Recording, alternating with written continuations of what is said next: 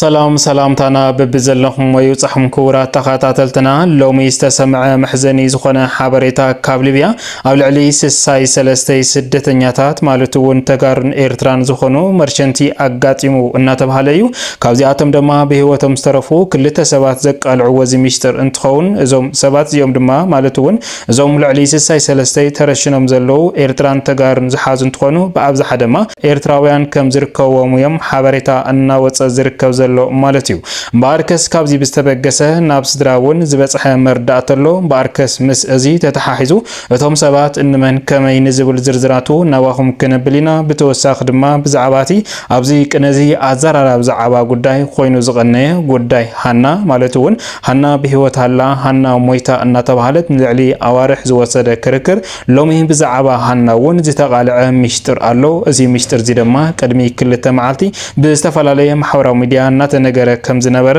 ማለትውን ኣስከሬን ምርመራ ሃና ክግበር ኣለዎ ተባሂሉ ቆፀሮቶ ተሓይዙ ነይሩ እዩ ሎሚ ካብዚ ብዝተበገሰ ድማ ብዛዕባ ሃለዋት ሃና ማለትውን ኣላዶ የላን ነቲ ሬሳኸ ናይ መን እዩ ንዝብል ዝተቃልዐ ሚስጥር ኣሎ እዚ እውን ናባኹም ከነብሊና ብተወሳኺ ድማ ብጣዕሚ መሕዘኒ ዝኾነ ኣብዚ ሰሙን እዚ ኣነጋጋሪ ዛዕባ ጉዳይ ኮይኑ ዝቐነየ ካብ ትውለድ ልዕሊ ፍርቂ ዕድሚኣ ኣብ ቤት ማእሰርቲ ዝሕለፈቶ እስካብ ዝዓለት እዚኣ ድማ ደሃያ ኣዘራራብ ዛዕባ ጉዳይ ኮይኑ ዝቐነየ ናይዚኣ እውን ዝተቃልዐ ሚስጥር ኣሎ ማለት እዩ እዛ ልዕድመ ልክዓ ብዘይ ምንም ፍርዲ ኣብ ኤርትራ ተኣሲራ ዝነበረት ሲሃም ዓውዱ እትበሃል ኣባኣ ሚኒስተር ዜና ኤርትራ ነበር ዝነበረ ዓሊ ዓውዱ ዝበሃል እንትኸውን እዛ ሰብ እዚኣ ማለት እውን ሲሃም ዓሊ 3 ማዝያ 1997 ኣብ ሃገር ኣሜሪካ ተወሊዳ ድሕሪኡ ድማ ናይ ኣቦይ ሃገር ክርኢላ ናብ ኤርትራ ቡንእሳ ከም ዝመፀት እዛ ሰብ እዚኣ ድማ ኣብ ኤርትራ እናነበረት ለሃለየት ኣባኣ ብ2012 ካብ ኤርትራ ወፂኡ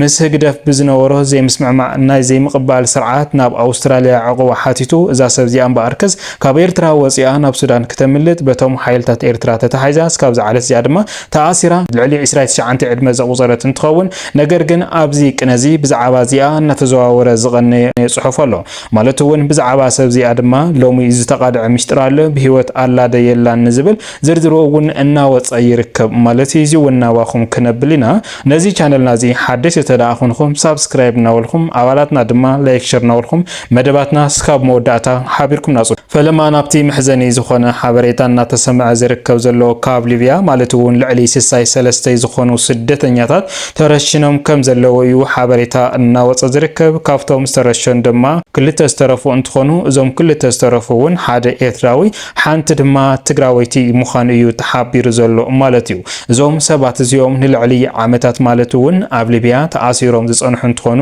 ወለዶም ቁርሾም እናላኣኹ ክልተ 3 ግዜ ድሕሪ ምልኣኽ ድማ ወለዶም ተዳኺሞም እቶም ተኣሲሮም ዝነበሩ እውን ደሃዮም ተሰኣይኖም ንልዕሊ ዓመትን 3 ወርሕን ተኣሲሮም ድሕሪ ምጽናዕ ቅድሚ ክልተ መዓልቲ ተረሽኖም ዝብል ሓበሬታ ልዕሊ 63 ዝኾኑ ስደተኛታት ካብ ኤርትራን ካብ ትግራይ ዝተውጻጽኡ ከም ዝተረሸኑ ሓበሬታ እናተሓበረ ነይሩ ማለት እዩ ብጣዕሚ እዩ ዝሕዝን እዞም ሰባት እዚኦም ብሊብያ ገይሮም ወለዶም ከመሓሹ ዓርሶም ክቕይሩ እናወሉ ነገር ግን ልዕሊ ዓመትን 3 ወርሕን ኣብ እስር ቤት ማለት እውን እቶም ወለዶምን ቤተሰብን ቅርሺ ምሕጋዝ እውን ጠጠው ኣየበሉን ኮታስ 2-3 ግዜኦም እናኸፈሉ እናተሸየጡ እውን ዝመፁ ነገር ግን ኣብ ናይ መወዳእታ እውን ኣየጥዕመሎምን እዞም ሰባት እዚኦም ቅድሚ ክልተ መዓልቲ ተረሽኖም ዝብል ሓበሬታ ተሰሚዑ ቤተሰብ ድማ መሪር ሓዘን ከም ዝሕለፈ ዝፍለጥ እዩ እምበኣርከስ ካብቶም ክልተ ዝተረፉ ማለት እውን ካብቲ መርሸንቲ ዝተረፉ ክልተ ሰባት በአብዛሓ ኤርትራውያን ከም ዝነበሩ እዩ እናተሓበረ ዘለው እዞም ሰባት እዚኦም ድማ ኣይከፈሉን ጥራሕ ከይኮነስ 2-3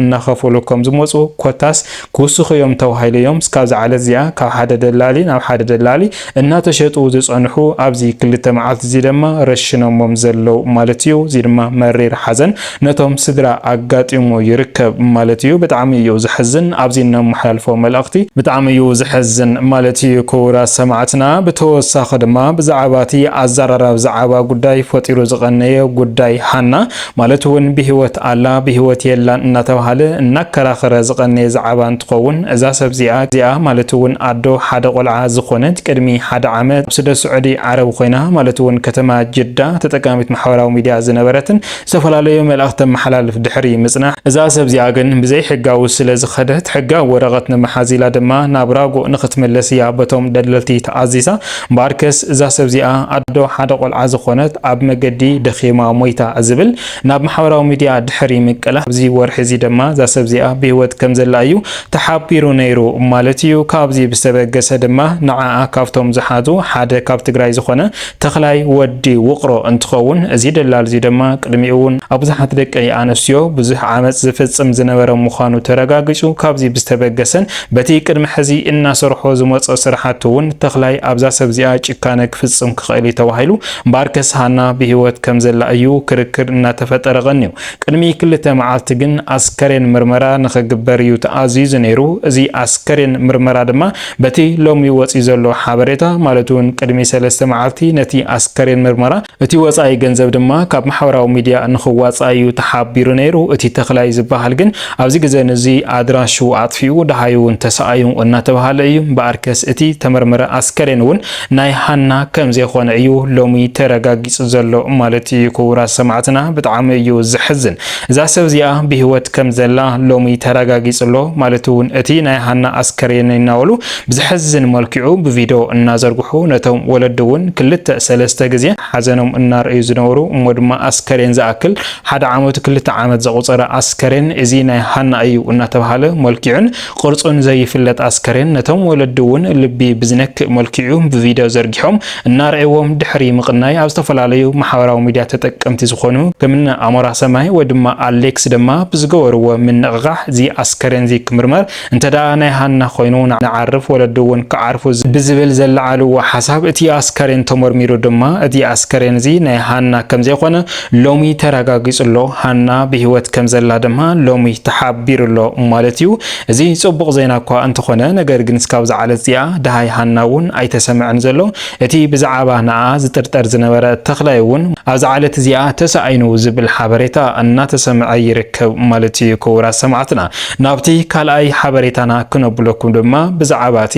ኣብ ኤርትራ ልዕሊ ዕድመ ልክዕ እስራት ዝተፈረዳ ፍርዲ እውን ኣይኮነን ብዘይ ፍርዲ ነቦኣ ንኽረክብ ተባሂሉ እዛ ሰብ እዚኣ ኣብ ቤት ማእሰርቲ እስካብ ዝዓለት እዚኣ ንልዕሊ 29 ዕድመ ተኣሲራ ትርከብ ማለት እዩ። ሲሃም ዓሊ ዓውዱ ትበሃል ቅድሚ 2 መዓልቲ እዩ ኣብ ዝተፈላለየ ማሕበራዊ ሚድያ ብሰፊሑ እናተዘርግሐ ዝነበረ እዛ ሰብ እዚኣ ማለት እውን ኣባ ሚኒስተር ዜና ኤርትራ ዝነበረ እንትኸውን ሲሃም ዓሊ ዓብዲ ድማ 3 ሚያዝያ 1997 ኣብ ሃገረ ኣሜሪካ ዝተወለደት እንትኸውን ናይ ኣቦይ ሃገር ክርኢላ ድማ ናብ ኤርትራ ብንእስነታ ከም ዘምርሐት ኣቦኣ ድማ ምስ ስርዓት ግደፍ ክስማዕማዕ ስለ ዘይከኣለ ብ2012 ናብ ኣውስትራልያ እዩ ዕቑባ ሓቲቱ። ነገር ግን እዛ ሰብ እዚኣ ድማ ድሕሪኡ ውሕስነተይ ከረጋግፅ ኢላ ናብ ሱዳን ክተምልጥ ኣብ ዝሓሰበትሉ በቶም ኤርትራ ተታሒዛ ድሕሪኡ ድማ ዳሕያ ተሰኣይና ንልዕሊ 29 ዓመት ድማ ኣብ ቤት ማእሰርቲ ተቐሚጣ ኣላ ማለት እዩ። ዛግድ 29